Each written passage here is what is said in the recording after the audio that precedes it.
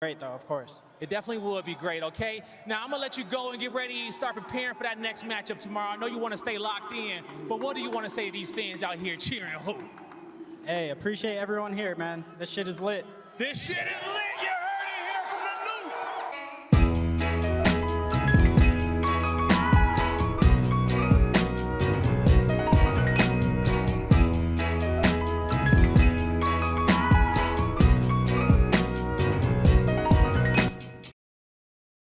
Yo guys, welcome back to another short rapid fire episode of the Borito Talk podcast. I'm going to be doing end of day reviews for this tourney for people that just want a quick recap, not anything long, hopefully not over 20 minutes, just doing a quick recap over the game, my quick thoughts. This will be available on Spotify and Apple Podcasts as well if you like a quick listen in the morning while you're making your breakfast, or if you want to watch the video, see all the statistics as well. But we're gonna get right into this. So day one of the Call of Duty World Championships has concluded from Kitchener, Ontario, that freaking hockey gymnasium, I'm telling you. But I think everyone's bracket got busted. I'm not going to lie. Pretty sure everyone's bracket got busted. But I'm not going to waste any time. I'm going to get right into the first match that I did not watch. I didn't watch two of these games, but I still got thoughts. I didn't watch this one entirely because I was still at work. This was Vancouver Surge against Miami, and it ended 3-1 Miami. Vancouver won first map 250-105 Vault Hardpoint. Then it went to Dealership S&D, which Miami won 6-4. Vault Control, Miami won 3-1. And Hacienda 250-156. So pretty much predicted Miami was going to win this. I predicted Vancouver's going to be good at their hardpoint, which they were. But then they lost the second one, obviously. And one thing I said that they needed to work on in the video I dropped 2 days ago, or 1 day ago, maybe it was yesterday. I think it was yesterday. They need to work on their S&D and control. And I'm mind blown. This goes for a lot of teams. We're at the end of the year now. We're at the business end of the year. We're at the conclusion of the business end of the year, actually, where you now had a month of time to go over these things, and teams still suck at the things that they sucked at the beginning of the season. It's like no progress was truly made in all like their weak spots. And something I cannot wrap my head around in this series, and this is where the coaches also come into play as well. I don't know how many channels this passed through, but I have no idea why Vancouver decided to play Vault Control against Miami. Miami is literally terrible at control, okay? Their only good map is Vault Control. I went over this yesterday when I made the video. You can even take a look at their control record. They're 16-25 at control. 11 of their 16 wins are on Vault. They are 11-8 on Vault Control. They're 1-7 on Protocol. They are 4-10 on Hacienda Control. Like, they don't want to play those maps at all. The only map they want to play is Vault Control, and it's on the old patch, not even the new patch. We're on the old patch. We're on the Season 3 patch. Another story entirely. So when you look at the map vetoes, so Vancouver banned Skyline Hardpoint. I'll give them that one. Like, that's a pretty good ban. I don't know why Miami's at the point where they're banning red card hardpoint against Vancouver. Okay, but I'm going to focus on control real quick because I'm going to put this in a Twitter clip. But Vancouver banned Hacienda Control and left Miami wide open to pick Vault Control. Why? You're Vancouver.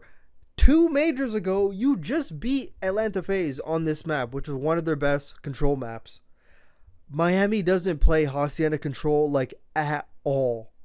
What fear do you have to lose a fucking Hacienda Control against Miami? I have no earthly idea. I'm not sure if in the month you played, you're doing your scrims and you thought, okay, we're a little bit confident at Vault Control. But what I do know from when you made Grand Finals last time in Major 3, in that whole tourney, you lost to Boston 3-0. You lost to LATs twice 3-0. You lost to another team 3-0. Like, you literally went like 0-12 round count on Vault Control, and you decide to play the team whose only good map is Vault Control, and you give it to them. Why couldn't you force them into a Proto? Because they would have picked Proto over Hossie, I guaranteed, if you ban Vault. Why did you ban Hossie under Control? I need to know. That was a blunder in the vetoes. The fact that a Protocol S&D got into there was very tippable. I think Miami was just... I mean, Miami banned Rewind. I don't know why. Like, they've been playing the map. I mean, I don't think Vancouver is at a point where you got to ban against them. Like, you already beat LA Thieves on that map. You beat teams on that map. Everyone's been avoiding playing Vancouver on Protocol S&D, but now I guess they allowed it in. They must have had some secret sauce on that map. But I guess we'll never know. But yeah, didn't really like the map views. But if we look at the map views overall, I mean, Skyline Hardpoint banned from Vancouver. I could believe that. That's good. Miami's banning Red Card Hardpoint now, which is really weird. I actually didn't think they're going to do it. I thought they would ban Vault because that's like a map Vancouver's been very good at. But I think Vancouver, like I said in my prediction video for the brackets, probably going to ego child Vancouver on that because they think they're good at it as well. Didn't pound it at all. They literally lost by 145 points. Not good.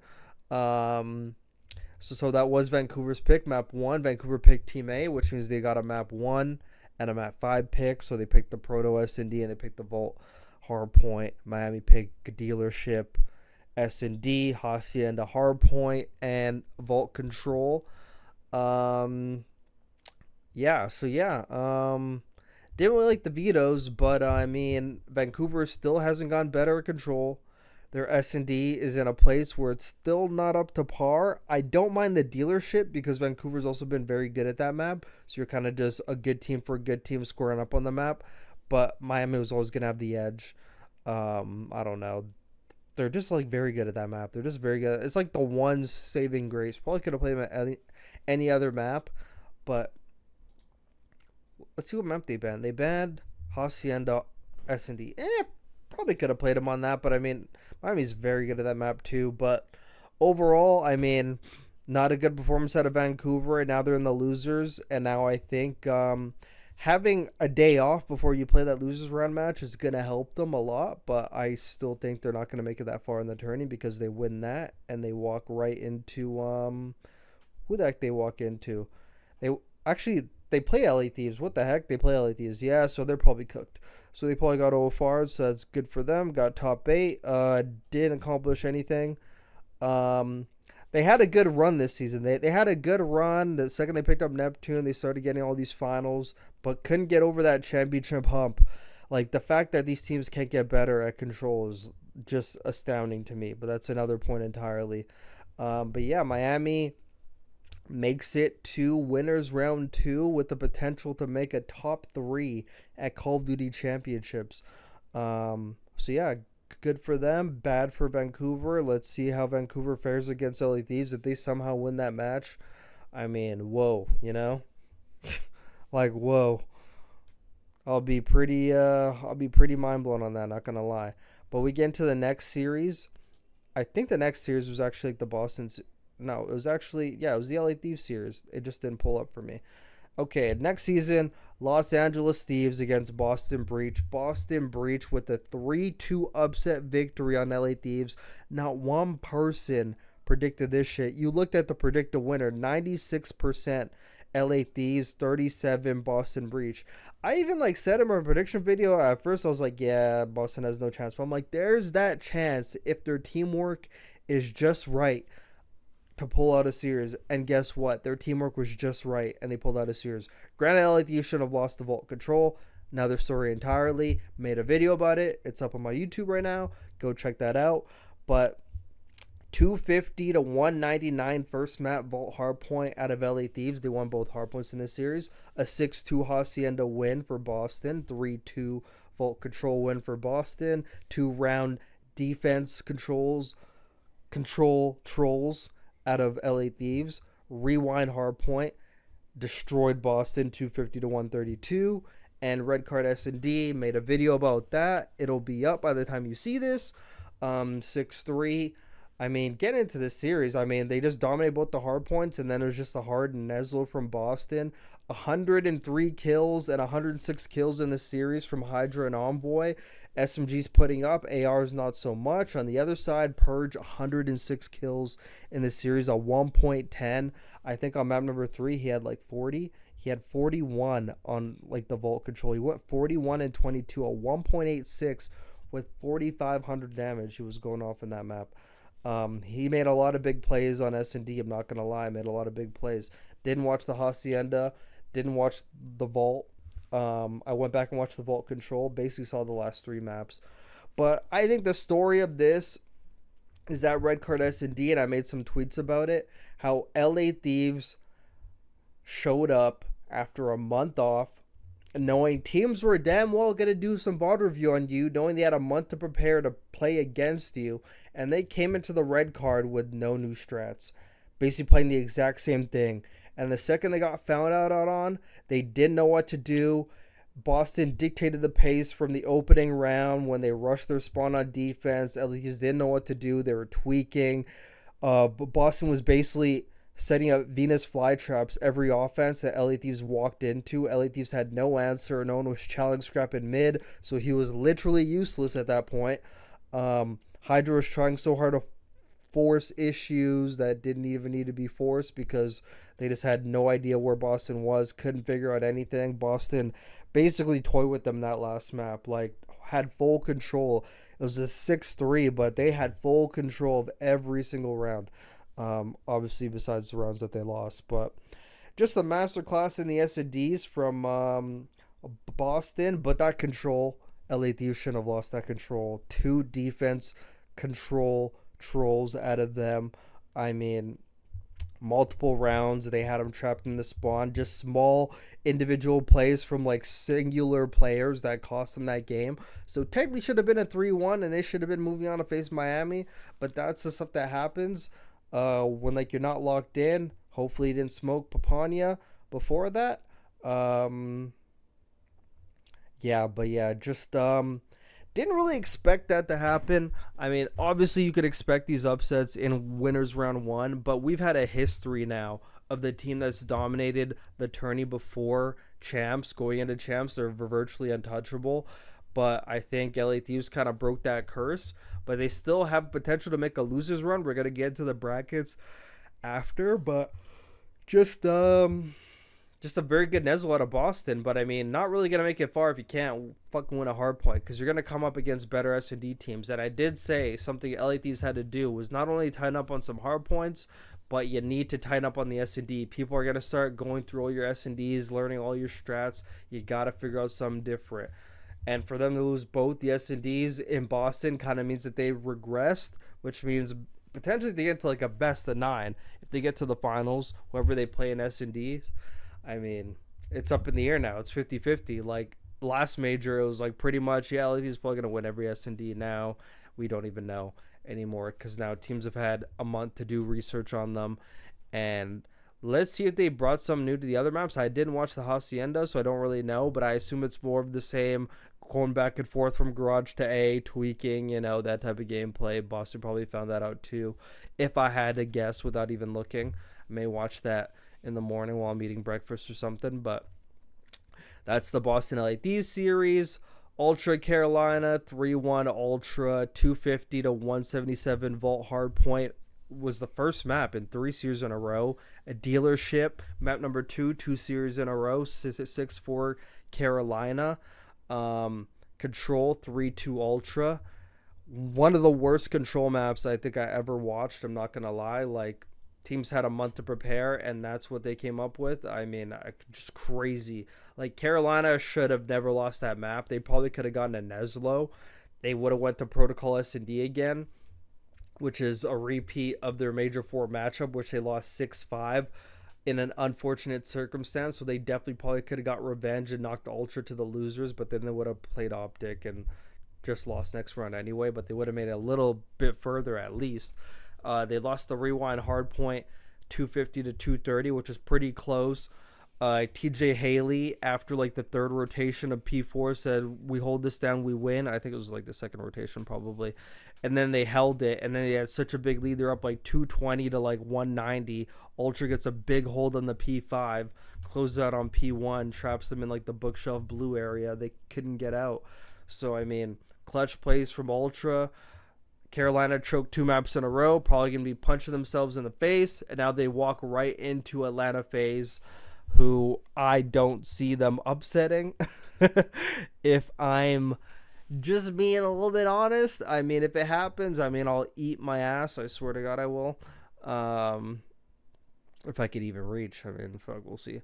But, yeah, just pretty predictable victory. I mean, if we go to the series scoreboard, the S tier player that I put, Joseph Romero Thieves, with 110 kills in the series, a 1.31 in this series, being sort of stepping it up. He had a 1.13, 87 and 77 in the series.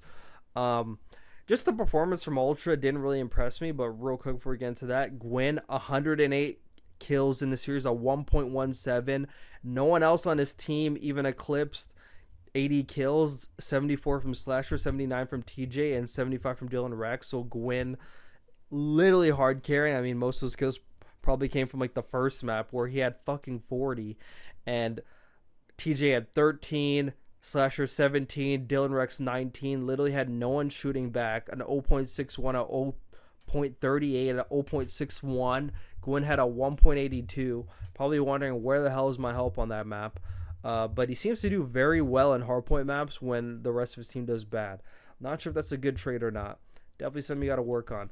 But Ultra, not looking convincing at all. Obviously, it is the first day. You know, so a lot of teams, as you can see, are having, you know, like some goosebumps on the first day, having the first day jitters, not playing to the best of their ability. Maybe now they got accustomed now. They got a match under their belt. Maybe we see a lot of teams, Atlanta Faze, these Ultra play better. But not a good performance from Ultra at all. Game was way too close against competition that you would most likely not consider on your level at all. So, I mean, definitely, I mean, if you don't have Joe going off, I mean, who knows where that fucking series goes. So definitely a disappointing showing out of Ultra, but at least you're happy that you got the win. You didn't get upset, so you're at least going a little bit further, getting deeper into that cash prize, getting deeper into the pride as well. And then last series of the day, didn't expect this at all. I mean, I did expect maybe a loss to come, but didn't expect the 3-0. 3-0 OpTic Texas against Atlanta Faze, a 250 to 204 Hacienda Hardpoint.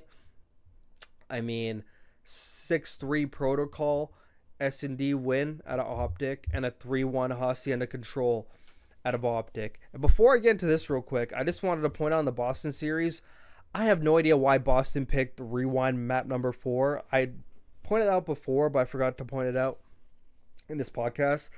Boston definitely should have picked Skyline instead.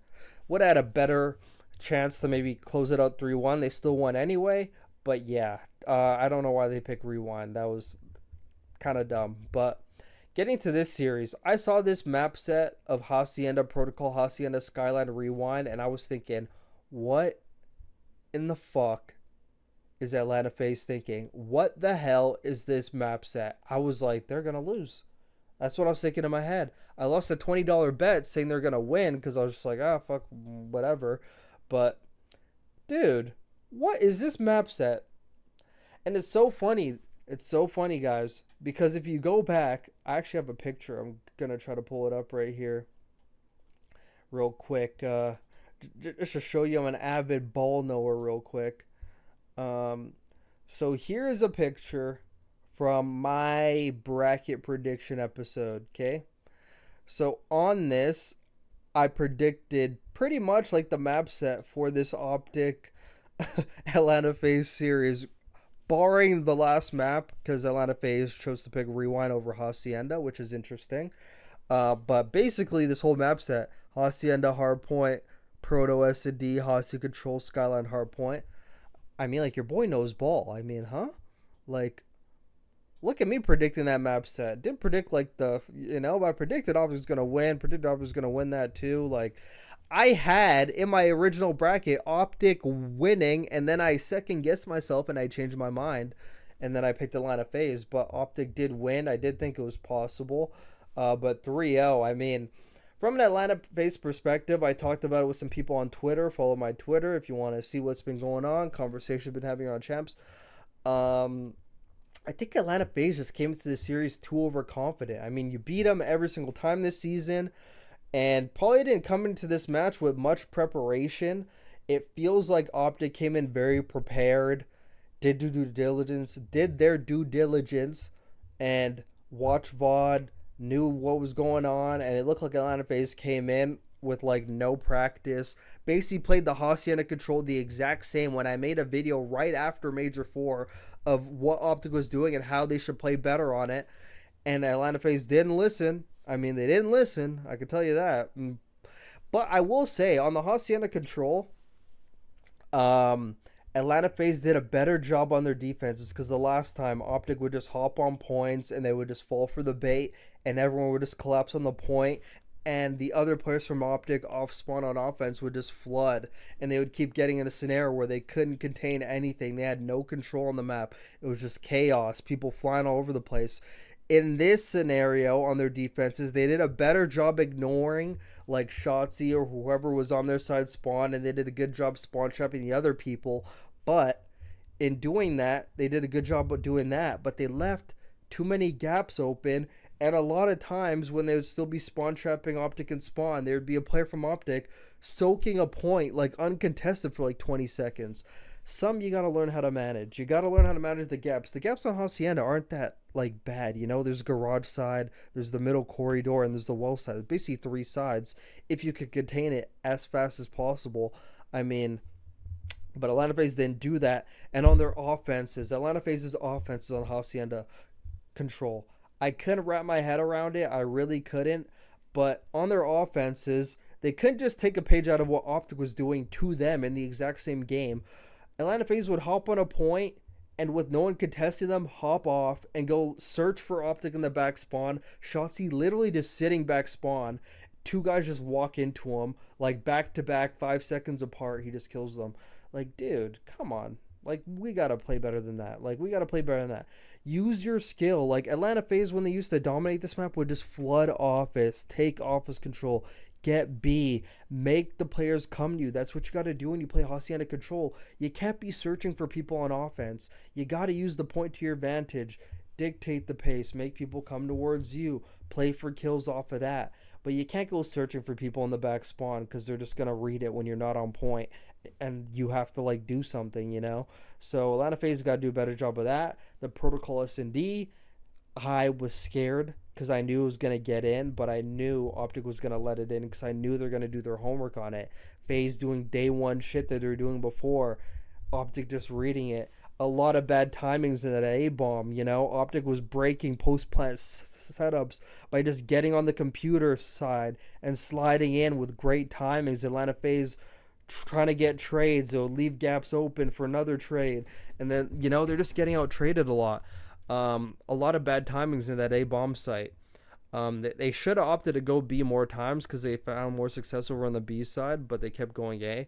And on their defenses, you know, OpTic was just reading it because there's only so many things that Atlanta Faze could have did. Atlanta Faze should have showed more looks, maybe hitting mid, hitting top granny more, you know, flooding shit, you know, flooding areas to like make OpTic think, but they wouldn't do anything. Like, OpTic was in full control of that map. And then the Hacienda, the story of Atlanta Faze playing Hacienda hardpoint, they can't control P2, but I will commend them once again on this Hacienda hardpoint.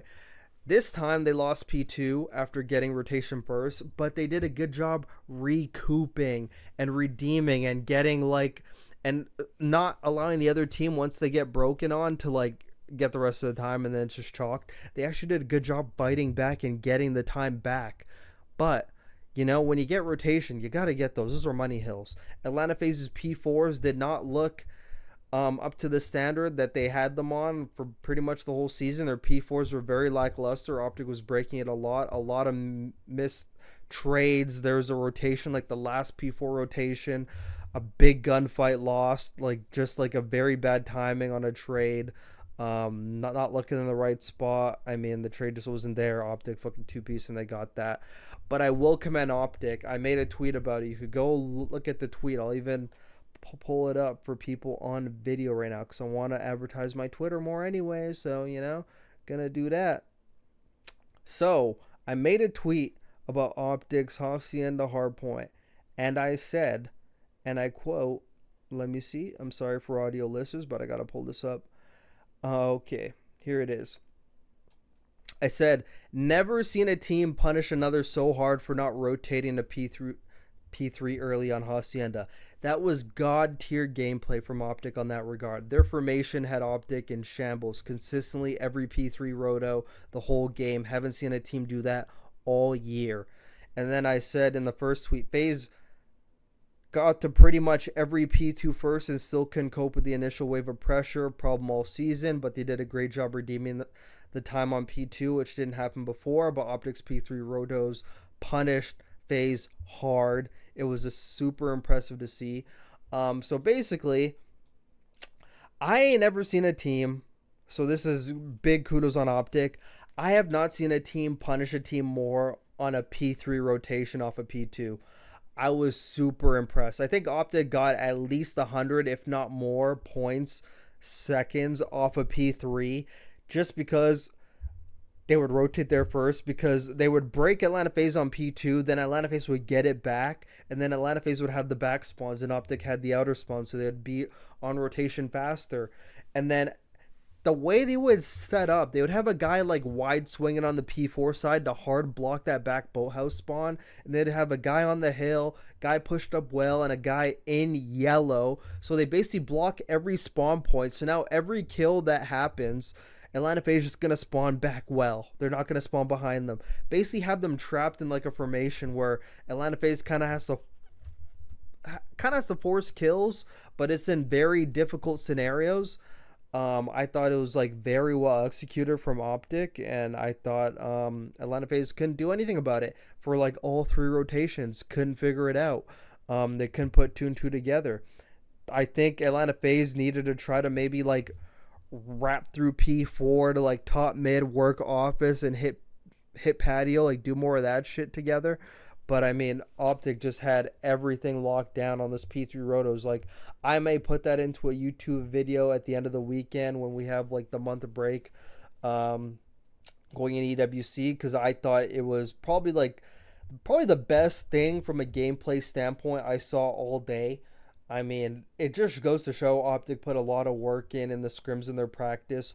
Finally, I believe them when they're saying they put fucking effort into their practice. And I mean, it showed, man. Like, there's a lot of times, like, not even just the P3, but there's a lot of times when OpTic gets control of a hill.